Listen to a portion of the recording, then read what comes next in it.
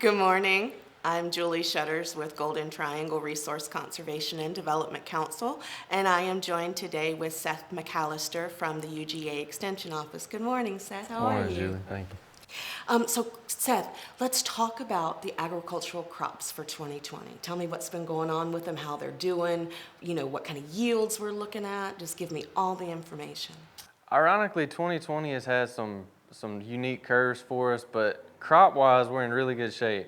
We had one of the best corn yields we've had in the last few years. Our dryland corn, even the fields that don't receive irrigation, had uniquely very well cared for and had very good yields, as did our irrigated. We're starting to do some maturity clinics on peanuts, and so we should start seeing some of those yields and grades in the near future. The irrigated fields look really good. Some of the dryland fields out west of town and on the northeast side of town got a little dry, and we're going to suffer some yield and some quality on those. But overall, cotton, peanuts, corn, all looking very well. Wonderful. So were there any kind of issues going on with them as far as insects this year? With the weather that we've had, I just was, wondering how the farmers were holding up against that. Yes, ma'am. We had a few subterranean insects. Lesser cornstalk borer and southern rootworm are two that we contend with, particularly in peanuts every year.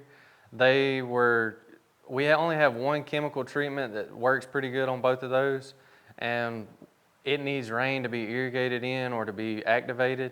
And so in the fields that weren't treated with that product, we saw some southern corn rootworm damage, particularly in our peanuts. But overall, everything looks pretty good. Wonderful. So Seth, you mentioned something about some of the fields that were here in Terrell County that they did not have irrigation pivots. So let's talk a minute about an NRCS program that are the soil sensor monitors. Let's talk about how the farmers can utilize those monitors. Absolutely. So soil monitors have come a long way in the last few years. Just to give you a brief overview, we generally place a soil probe within 12 to 16 inches deep, and it'll have a couple of different locations on it to give us a general idea of the root and depth of a crop.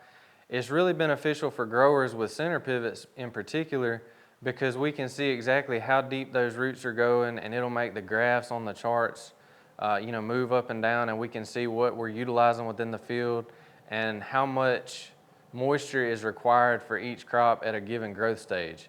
That's really important in our area because as sandy as some of our soil profiles are, we can't hold a lot of moisture. And so being able to target a certain growth stage, we may have more than one irrigation system on a pump. So being able to say, well, this peanut field is at a more critical growth stage than the cotton field across the road, it really helps us make a management decision on, well, this pivot can run while this one may not need to right now. That's wonderful. And so at the end of the day, if the farmer is utilizing the monitors, does it help him with his water? Absolutely. Water is one of our biggest limiting factors, and it's one of the few variables that we can control on a daily basis. It takes several days for some of our irrigation systems to walk, so we may not be able to get every acre inch that we need, but it can make a huge yield difference and a quality yield impact on not only getting a better yield, but getting a quality yield that the farmer can get a higher payment for when he takes his crop to the buying point or to the elevator or the gin. Wonderful. Well, it seems like those monitors really do make a difference then. It's huge. Several of our growers farm thousands of acres, and they may be working 50 to 100 center pivots. And so a management decision is a difficult decision just in saying, I'm going to turn this pivot on or this pivot off. And the moisture sensors have done a really good job of taking some of the guesswork out and giving us a strategic advantage of what we need to do. Wonderful. Well, if you have questions about soil sensor monitors, you may visit your NRCS office and talk to them about EQIP practices. Seth, thank you so much for visiting with us today. Hopefully you'll be able to come back and share some more agricultural tips with us in the future. Absolutely. Thank y'all for having me.